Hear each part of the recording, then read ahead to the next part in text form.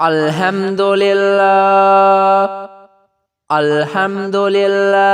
رب العالمین والعاقبۃ للمتقین اما بعد فاعوذ باللہ من الشیطان الرجیم بسم اللہ الرحمن الرحیم۔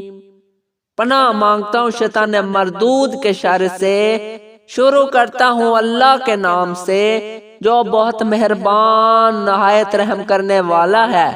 اے ایمان والو، ایک دفعہ رسول اللہ صلی اللہ علیہ وآلہ وسلم ایک انصاری شخص کے پاس سے گزرے، اس حال میں کہ وہ اپنے ایک بھائی سے کہہ رہے تھے کہ تم اتنی شرم کیوں کرتے ہو؟